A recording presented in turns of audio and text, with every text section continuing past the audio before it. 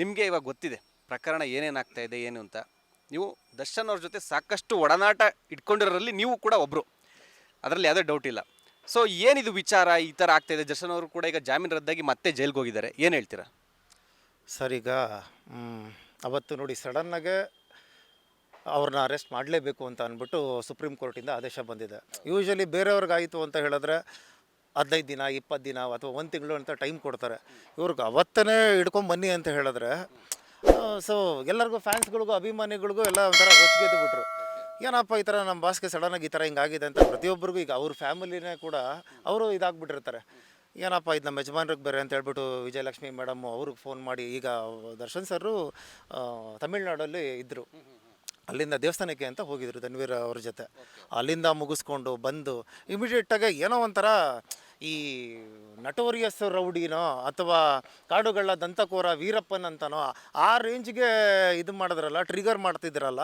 So ಅದು ಏನಂದರೆ ಫ್ಯಾನ್ಸ್ಗಳಿಗೆ ಸಿಕ್ಕಾಬಿಟ್ಟೆ ಬೇಜಾರಾಯಿತು ಸರ್.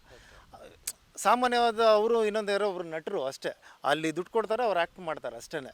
ಸೊ ಆ ಮನುಷ್ಯನಿಗೆ ಪಾಪ ಆ ರೀತಿ ಮಾಡೋಕ್ಕೆ ಹೋಗ್ಬಾರ್ದಾಗಿತ್ತು ಸರ್. ಅವತ್ತು ತುಂಬ ಬೇಜಾರಾಯ್ತು. ಅವತ್ತು ಆ ಹಬ್ಬ ಬೇರೆ, ಅವತ್ತು ವರಮಹಾಲಕ್ಷ್ಮಿ ಹಬ್ಬ ಬೇರೆ ಇಟ್ಕೊಂಡಿದ್ವಿ ಪೂಜೆ. ನನಗೆ ಪೂಜೆ ಮಾಡ್ತಾಯಿದ್ದೀನಿ, ಈ ಥರ ನ್ಯೂಸ್ ಬರ್ತಿದೆ ಸಡನ್ನಾಗಿ ಅಂತ ಅಂದ್ಬಿಟ್ಟು ಹೇಳಿದ ತಕ್ಷಣ ಸಿಕ್ಕಾಪಟ್ಟೆ ಬೇಜಾರಾಯಿತು ನಿಜವಾಗ್ಲೂ. ಅವತ್ತು ತಾಯಿ ಲಕ್ಷ್ಮೀ ದೇವ್ರಿಗೆ ನಾನು ಅದನ್ನೇ ಕೇಳ್ಕೊಂಡೆ, ದರ್ಶನ್ ಸರು ಇವಾಗ ಏನೋ ಅರೆಸ್ಟ್ ಮಾಡ್ತಿದ್ದಾರೆ, ಆದಷ್ಟು ಬೇಗ ಅವ್ರಿಗೆ ಬಿಡುಗಡೆ ಆಗಿ ಬರಲಿ ಅಂತ ಅಂದ್ಬಿಟ್ಟು ಕೇಳ್ಕೊಂಡೆ ಸರ್ ಅವತ್ತು ತಾಯಿನ.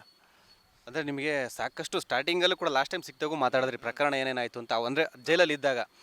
ಇನ್ನೊಂದೇನಂತಂದರೆ ಅವರು ಜೈಲಿಗೆ ಹೋಗೋಕ್ಕೆ ಮತ್ತೆ ಜಾಮೀನು ರದ್ದಾಗಿ 2ನೇ ಸಲ ಜೈಲಿಗೆ ಹೋಗೋಕ್ಕೆ ಕಾರಣ ಪ್ರಕರಣ ಒಂದು ಕಡೆ ಆದರೆ, ಅವರು ರೂಲ್ಸ್ ಕೆಲವು ಬ್ರೇಕ್ ಮಾಡಿದ್ರು. ಅಂದರೆ ಫಸ್ಟ್ ಡೇಸಲ್ಲಿ ಜೈಲಿಗೆ ಹೋದಾಗ ರೌಡಿಗಳ ಜೊತೆ ಜೈಲಲ್ಲೇ ಸಿಗರೇಟ್ ಸೇದೋದು, ಟೀ ಕುಡಿಯೋದು, ಈ ಥರ ರೂಲ್ಸ್ ಬ್ರೇಕ್ ಮಾಡಿದ್ರು, ಮೊಬೈಲ್ ಯೂಸ್ ಮಾಡಿದ್ರು. ಅದು ಒಂದು ಕಡೆ ಆದರೆ, ಇನ್ನು ಫ್ಯಾನ್ಸ್ ಹೊರಗಡೆ ಬೇರೆ ನಟಿಗಾಗಿರ್ಬೋದು, ಇನ್ನೊಬ್ಬ ಆ್ಯಕ್ಟರ್ಗಾಗಿರ್ಬೋದು ಕೆಟ್ಟದಾಗಿ ಕಮೆಂಟ್ ಮಾಡಿದ್ರು. ಇದು ಕೂಡ ದರ್ಶನ್ ಅವರು ಮತ್ತೆ ಜೈಲ್ಗೆ ಹೋಗೋಕ್ಕೆ ಕಾರಣ ಆಯಿತು ಅನ್ನೋದು ಕೂಡ ಚರ್ಚೆ ನಡೀತಾ ಇದೆ, ಏನು ಹೇಳ್ತೀರಾ? ಸರ್ ಈಗ ಬೇರೆ ಬೇರೆ ನಟರುಗಳಿಗೆ ಅವರು ಇದಕ್ಕೆ ದರ್ಶನ್ ಸರ್ಗೆ ಬೇರೆ ಬೇರೆ ಫೋಟೋಗಳು ಹಾಕ್ಬಿಟ್ಟು ಇದು ಮಾಡಿರ್ತಾರೆ, ಕಮೆಂಟ್ಗಳು ಮಾಡಿರ್ತಾರೆ. ಸೊ ಅದೊಂದು ದೊಡ್ಡ ಕಾಂಟ್ರವರ್ಸಿ ಆಯಿತು. ಈಗ ಅಲ್ಲಿ ಕಮೆಂಟ್ ಹಾಕಿರೋರು ದರ್ಶನ್ ಅವ್ರ ಫ್ಯಾನ್ಸೇ ಅಂತ ಅಂದ್ಬಿಟ್ಟು ಹೇಗೆ ಹೇಳ್ತೀರಾ? ಯೂಶ್ವಲಿ ಹೆಂಗೆ ಒಪ್ಕೊಳಕ್ಕೆ ಸಾಧ್ಯ? ಅಲ್ಲ, ಕೆಲವರು ಅರೆಸ್ಟ್ ಆಗಿದ್ದಾರೆ ದರ್ಶನ ಫ್ಯಾನ್ಸ್ ಅಂತಲೇ. ಕೆಲವು 3-4 ಜನ, ಈಗ ನಟಿ ರಮ್ಯಾ ಅವರಿಗೆ ಕಮೆಂಟ್ ಮಾಡಿದಿರೋರಲ್ಲಿ ಅರೆಸ್ಟ್ ಆಗಿರೋದ್ರಲ್ಲಿ 2-3 ಜನ ದರ್ಶನ್ ಅವರ ಫ್ಯಾನ್ ಅಂತ ಕೂಡ ಅವರೇ ಒಪ್ಕೊಂಡಿದ್ದಾರಾ? ಓಕೆ, ಅವ್ರ ಫ್ಯಾನ್ಸ್ ಅಂತಲೇ ಹೇಳಿದ್ದಾರೆ. ಫ್ಯಾನ್ಸ್ ಅಂತಲೇ ಆ ಥರ 2-3 ಜನ. ಇನ್ನೂ ಕೆಲವ್ರದ್ದು ಏನಾಗಿದೆ, ಬೇರೆ ಫ್ಯಾನ್ಸ್ ಅನ್ನೋ ಆ್ಯಂಗಲ್ ಕೂಡ ಇದೆ. ಅಥವಾ ದುಡ್ಡು ಕೊಟ್ಬಿಟ್ಟು ಒಪ್ಕೊಂಡಿರ್ಬೇಕು. ಒಂದು ಅಲ್ಲ, ನಾನು ಅಂದ್ಕೊಂಡಿರೋದು ಈ ಥರ ನಿಂಗೆ ದುಡ್ಡು ಕೊಡ್ತೀನಪ್ಪ, ಅವ್ರ ಹೆಸರು ಹೇಳು, ಅವ್ರನ್ನ ಹೆಂಗಾದರೂ ಮಾಡಿ ಒಳಗಡೆ ಹಾಕಬೇಕು ಅಂತ ಅಂದ್ಬಿಟ್ಟು ಫಿಕ್ಸ್ ಆಗಿಬಿಟ್ಟಿದ್ದಾರೆ ಅಂತ ಕಾಣಿಸುತ್ತೆ, ಅಂದರೆ ಗೌರ್ಮೆಂಟಿಂದಾನೆ. ನಾನು ಆ ರೀತಿ ಯೋಚನೆ ಮಾಡ್ತೀನಿ. ಅಂದರೆ ಒಬ್ಬೊಬ್ಬರು ಒಂದೊಂದು ರೀತಿ ಯೋಚನೆ ಮಾಡ್ತಾರೆ ಸರ್. ಅದಾದಮೇಲೆ ನೀವು ಫೋಟೋ ವೈರಲ್ ಆಯಿತು, ಈ ಥರ ಜೈಲೊಳಗಡೆ ಕೂತಿದ್ದಾಗ ಸಿಗರೇಟ್ ಸೇದ್ಕೊಂಡು ಕಾಫಿ ಕುಡಿತಾ ಇದ್ರು ಅಂತ ಹೇಳಿದ್ರಿ. ಈಗ ಅವರು ಸೆಲೆಬ್ರಿಟಿ. ಈಗ ಒಬ್ಬರು ಸೆಲೆಬ್ರಿಟಿ ಅಂತ ಸಿಕ್ತು ಅಂತ ಅಂದಾಗ ಒಳಗಡೆ ಇರೋರ್ಗೆ ಏನು ಅನಿಸುತ್ತೆ ಅಂದರೆ, ಈಗ ನಾಗ ಅವ್ರ ಹೆಸರು ಹೇಳಿದ್ರಿ ಅಲ್ಲ, ಅವರು ದರ್ಶನ್ ಅವ್ರ ಫ್ಯಾನೇ. ಸರಿ, ಹಂಗಾಗಿ ಸರಿ ಅಂದ್ಬಿಟ್ಟು ಬನ್ನಿ ಕೂತ್ಕೊಂಡು ಕಾಫಿ ಕುಡಿಯೋಣ ಅಂತ ಅಂದ್ಬಿಟ್ಟು ಒಂದು ಕಡೆ ಕೂತ್ಕೊಂಡು ಕಾಫಿ ಕುಡಿದ ತಕ್ಷಣ ಇನ್ನೊಂದು ಚರ್ಚೆ ಮಾಡಿಲ್ವಲ್ಲ ಅವರು. ಇಲ್ಲ ನಾನು ಈ ಥರ ಹಿಂಗೆ ಮಾಡಿದೆ, ಅಲ್ಲಿಂದ ಒಳಗಡೆ ಕಳಿಸಿದ್ರು ಅಂತ ಅವ್ರೇನು ಚರ್ಚೆ ಮಾಡೋಕೆ ಹೋಗಿಲ್ಲ. ಖಂಡಿತ ನೀವು ಹೇಳೋ ಪ್ರಶ್ನೆ ಒಪ್ಕೋಬೋದು. ಜೈಲಲ್ಲಿದ್ದಾರೆ, ಫ್ಯಾನು ಸಿಕ್ಕಿದ್ರು ಕಾಫಿ. ಬಟ್ ಇಲ್ಲಿಗಲ್ ಜೈಲೊಳಗಡೆ ಪರ್ಮಿಷನ್ ಇಲ್ಲ, ಸಿಗರೇಟ್ ಸೇದಿದ್ರು. ಅದು ರಾಜಾರೋಷವಾಗಿ ಕೂತ್ಕೊಂಡು ಸಿಗರೇಟ್ ಸೇದಿದ್ರು. ಅವ್ರ ಜೊತೆ ಇನ್ನೂ 2-3 ಜನ ರೌಡಿ ಶೀಟರ್ಗಳಿದ್ರು. ಆ ಒಂದು ವಿಚಾರ ಇವಾಗ ಸಾಕಷ್ಟು ಚರ್ಚೆ ಆಗ್ತಾ ಇರೋದು. ಏನಂತಂದರೆ ಅದು ಕೂಡ ದರ್ಶನ್ ಅವರು ಜಾಮೀನು ರದ್ದಾಗಕ್ಕೆ ಕಾರಣ ಆಗ್ತಿದೆ.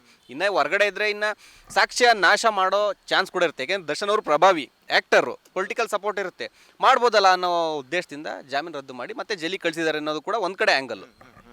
ಸರ್ ಈಗ ದರ್ಶನ್ ಸರು ಪ್ರಭಾವಿ ಅಂತ ಹೇಳ್ತಾರೆ, ಯಾಕಂದರೆ ಅವರು ಸಿನಿಮಾ ನಟರು, ಅವರು ಆಲ್ರೆಡಿ ಒಂದು 50 ಸಿನಿಮಾಗಳು ಮಾಡಿದ್ದಾರೆ.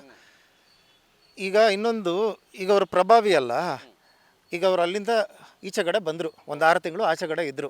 ಏನಕ್ಕೋಸ್ಕರ ಅಂದರೆ ಡೆವಿಲ್ ಸಿನಿಮಾದು ಶೂಟಿಂಗ್ ಮುಗಿಸ್ಕೊಡ್ಬೇಕಾಯಿತು. ಆಲ್ಮೋಸ್ಟ್ ಒಂದು 70% ಕಂಪ್ಲೀಟ್ ಮಾಡಿದ್ರು, ಒಂದು 30% ಮುಗಿಸ್ಕೊಡ್ಬೇಕಾಯಿತು.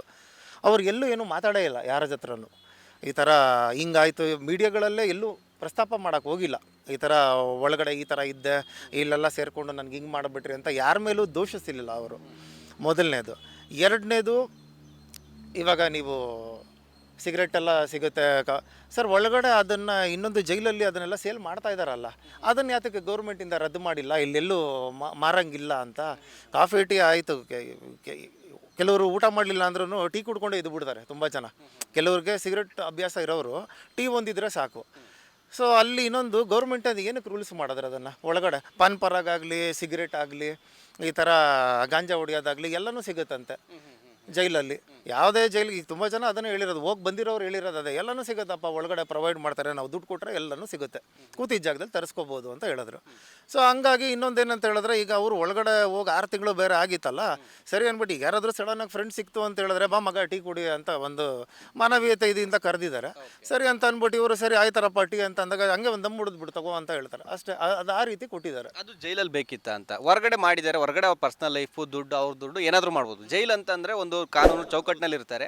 ಅಲ್ಲಿ ಅದು ಕೂಡ ರೌಡಿ ಶೀಟರ್ಗಳು ಇರ್ತಾರೆ. ಅಲ್ಲಿ ವಿಲ್ಸನ್ ನಾಗ ಅನ್ನೋ ಹೆಸರು ಕೂಡ ಬರುತ್ತೆ. ಇನ್ನೊಂದು ಬೇಕ್ರಿ ರಘು ಅಥವಾ ಕುಳ್ಳ ನಾಗ ಅನ್ನೋ ಇನ್ನೊಂದು ಏನೇನೋ ಸಾಕಷ್ಟು ಹೆಸರುಗಳಿದೆ.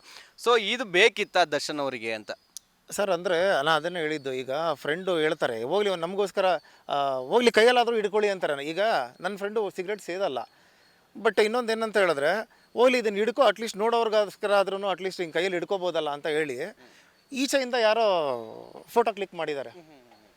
ಆ ಥರ ಆಗಿದೆ. ನನ್ನ ಅಭಿಪ್ರಾಯ ಸರ್, ನಾನು ಹೇಳೋ ಅಭಿಪ್ರಾಯ ಏನಂತ ಹೇಳಿದ್ರೆ, ನನ್ನ ವ್ಯೂ ಪಾಯಿಂಟಲ್ಲಿ ನಾನು ಹೇಳ್ತಾ ಇದ್ದೀನಿ. ಈಗ ಒಬ್ಬೊಬ್ಬರು ವ್ಯೂ ಪಾಯಿಂಟಲ್ಲಿ ಒಂದೊಂದು ಥರ ಬಂದಿದೆ. ಉದ್ದೇಶಪೂರ್ವಕವಾಗಿಯೇ ಮಾಡಿರ್ಬೋದು.